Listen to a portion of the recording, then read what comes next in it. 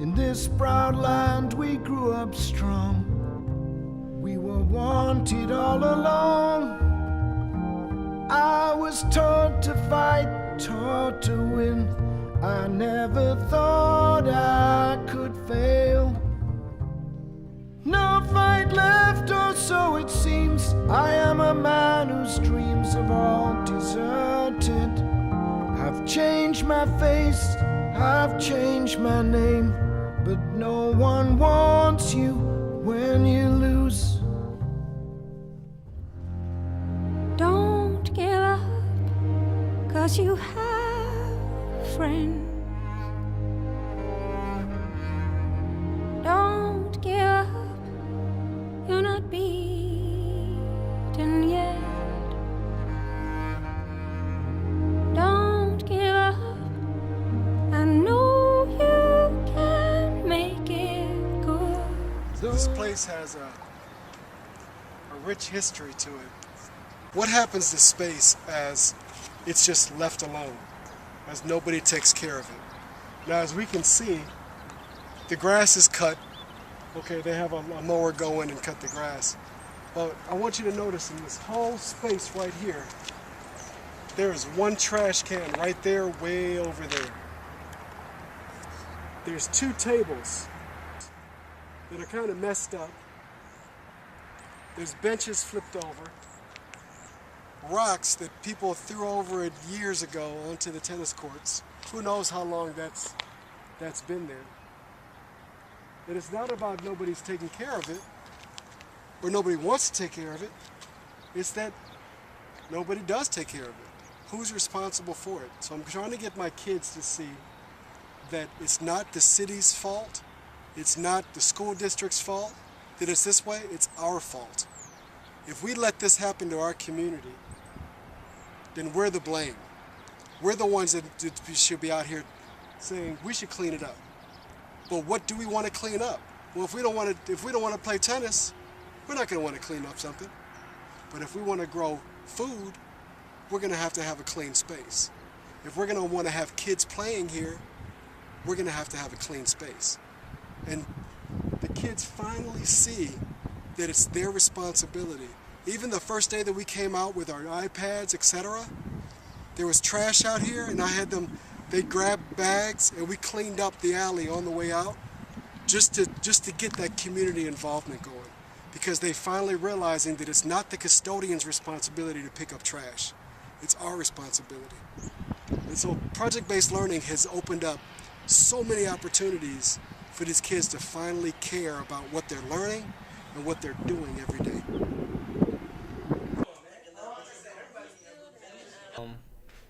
I really don't know that much history about the pool, but I know that it was up and running and it was a good pool, but then they just stopped taking care of it, and then people just started vandalizing the property.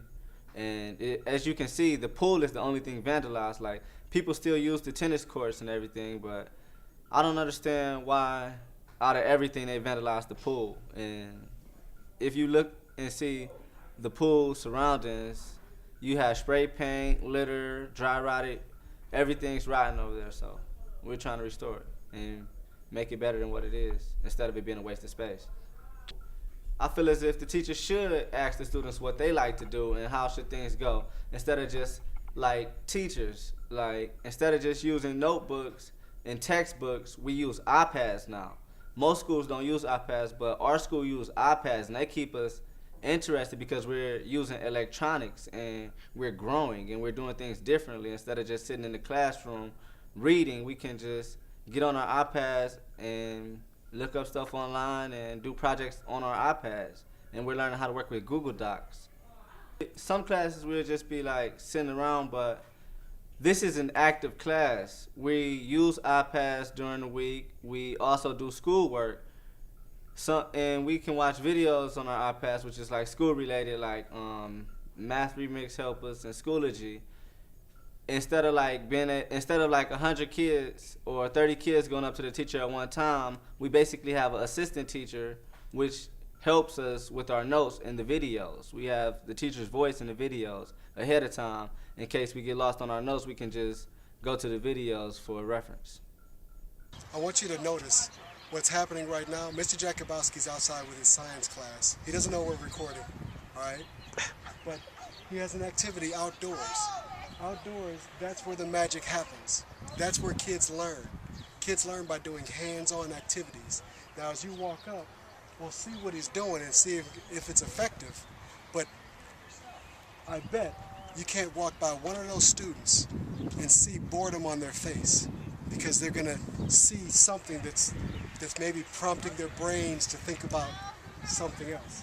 We are hands-on learners. But now, I want you to also notice that he's doing this in the parking lot. What if we had a space out there to do this kind of stuff? This is where learning really happens.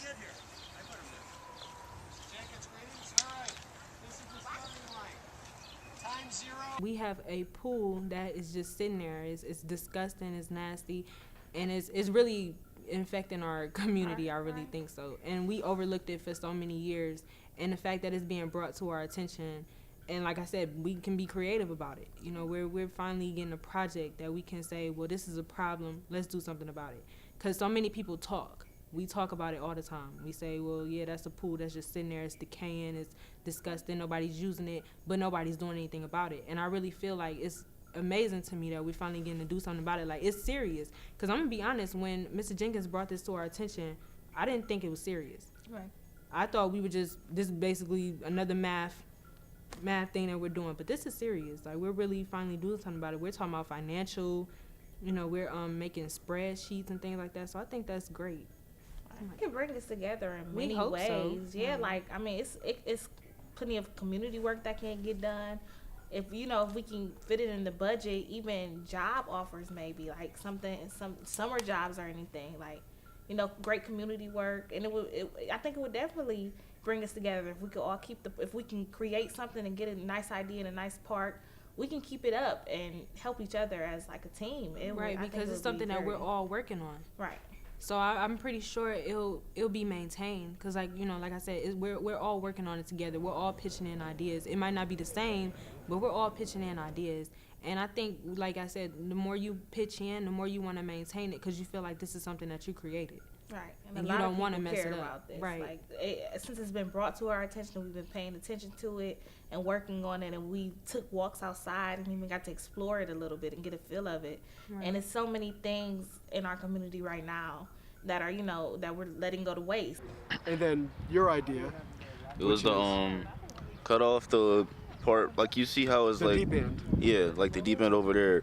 Cut that off and then turn that part into the aquarium. And then have it like where it's like cut that itself in half, so that half of it has glass on top of it, half of it doesn't. So that the part where glass is, people can walk on it and then look over and see inside and see the fish, but like with a little railing so that they don't fall in. And then like they could, like the part where there's no glass, they could feed the fish over that rail. That's a good idea. We originally wanted to salvage the pool, but we had a guy come in and actually told us some things that was going on with the pool and how the pool was built, and unfortunately the pool cannot be salvaged either way it go. As far as we can do is to get that pool taken out of there, destructed, and put something in that area to take up that space. And I'm the only girl in my group, so of course the guys, I like basketball, so we have 5 tennis courts outside. 2 of the tennis courts will remain tennis courts, and the other 3 will be basketball courts. And the space where the pool actually is, the pool will be reconstructed into an area for a skate park. And the little small water kids area, we wanted to make that like a small waterworks area for people and their children, just when it's hot outside and something like that. So I ran into Brad Sellers, the mayor, right? Mm-hmm. And he was coming out of the auditorium because they're setting up for their State of the City address, which is next Wednesday, which he's expecting 800 people to come out. Oh yeah, we singing for about this, right? You guys are singing and everything, right? I'm thinking that I told him about the project, and he was like, he needs more information. He wants to mention it during his State of the City address about what we're doing, right? So I'm thinking, let's get our surveys ready onto the website, so that way that day, we'll pass out flyers, whatever it is, to everybody there saying, please take our survey. Please just support us with your thoughts. What can we do with this area out here? Boom. Suddenly we have an audience of 800 people, surveys from 800 community members. I've distributed amongst the groups so you guys can pick whatever thing is. So your question is, would someone support a pool with a pool right there and a pool right there? Would they support an outdoor pool? And we need to find out from the people if that's even possible. So our plans might shift a little bit after we get that survey result back, but I'm thinking it's gonna be great community marketing. Suddenly we got people saying, wow, Warrensville schools, they're actually doing something. We keep hearing all this negative stuff. Why haven't we heard about this yet? You know, those kind of things. So I think it's gonna be a good opportunity. When you got a good environment around you, you feel good. You know, if you wake up and you see trash everywhere and you just don't live in a good environment, it don't make you feel good. But when you know you live in somewhere that's safe and that's clean, you know, you kind of feel good about yourself. We were even thinking about putting an outdoor learning environment near the school building and fencing it up. And I think it would be a good opportunity for, like, even if we do add a study hall in our school, where kids can go out there and as a study hall, like, relax and take a break instead of enclosing it with walls, enclose it with glass so they can see outside and see nature and be relaxed. Even if it's cold, put a heating system somehow in there. With project-based learning, it's more hands-on. It's more visual, and you get to see things, you know. But in the classroom, it's like classroom is traditional, and it get kind of boring sometimes. I know I get restless, so it feels good to get out, walk around, you know, actually see what you want to work on and improve. And it's just a different way of learning. I think it's like visual, and what's the other learning way called? Kinesthetic. Yeah, it's like everything just wrapped up into one. My name is Nevin Jenkins. This is Janessa Richards. She's one of my project managers. She was the project manager of one of the groups. Came up with some really good ideas, and she's also helping me by possibly presenting to the board later on. She doesn't know this yet. When we have some kind of more final completion. We only had 1 quarter to do this, and it's the 4th quarter, and I did not really anticipate so many seniors. They're really passionate about doing it, but it's also they catch on a little bit of senioritis, and it's hard to catch up with them and make sure they stay accountable. So maybe if we did this during quarter 3, that'd have been a lot better for them. But we do have some final plans, and as you look at the picture, we are sitting right in pretty much the heart of what could potentially happen around here. So now, in this area where the kids are playing, we'll notice how that is going to become, actually, I'm going to walk over to it right now. This is going to be the water park, like where there's a sprinkler park happening. So the sprinkler park would be all right here, this whole area. First aid house right there. Over there will be bleachers for the parents, so they can watch where the kids are further away. That's where the playground is going to be. Right here is a playground, I'm sorry, the water park. And then as we move that way on the plans, you're gonna see how there are 2 hoop houses. Now the hoop houses are garden houses, which are going to help us have the income and also provide vegetables to the schools. Okay, so our schools will have fresh vegetables from our hoop garden, which runs all year long, and there's a new cycle of plants every 20 days. So there's a lot of money that could be generated also, because within this place, we're gonna have a marketplace where community residents can also come and buy vegetables for whatever there wants to be planted. So as we look at this plan, there's some things in here that I want to make sure don't get overlooked. And the first thing is over in this area, there's a community produce marketplace. This is where It's kind of like if you've ever been in Maple Heights at Farmer Jones, a small spot where they collaborate and put their vegetables to be able to sell to the community. This middle spot right here is kind of like, it's for Hoop House Collaboration. It has a pavilion over it. And the idea is as the vegetables come out, there could be students coming through, picking vegetables, putting them in the right locations, getting them. And so I have this 10-foot path going up. So a truck could back up in here and then also take vegetables away from this location. Or some kind of like little golf cart, something that's more energy economical for us. But there's also a little space right here which is just kind of like empty.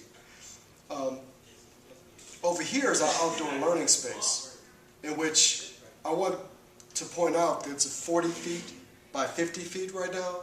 And to put it in perspective, this classroom is 30 feet by about 40 feet.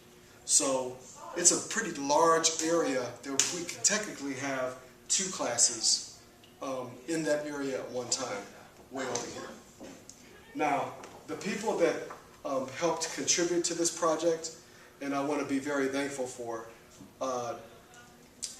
Vince Adams, he's the financer behind the energy project, and he's the one that wants to communicate to Brad Sellers, the mayor, and also to our business director about what our energy savings could be like.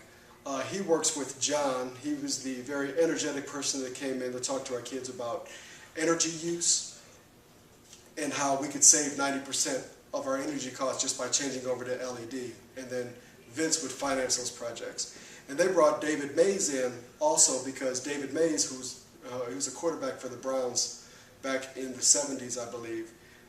He's also a financer for the project, so he's trying to get different people together to see how we could do this. And Byron Dillard, he's just an educational entrepreneur in different sorts. So he started this software company for education with David Van Horn. And they're constantly bringing ideas to the project also, and they're also working with that other crew with Vince Adams. So I'm very appreciative of those people coming in and speaking with my students. Mark Fritz came in, the business director, and he gave kids some things to think about and how to turn that pool into something else. What are the limitations? I'm very thankful for that. And I'm very thankful for allowing the Warrensville Heights City Schools administration for allowing me to run with the project and to try something new and to see what happens. And so far, we can see a lot of great things potentially happening. Just ask us. Don't give up, 'cause you have friends.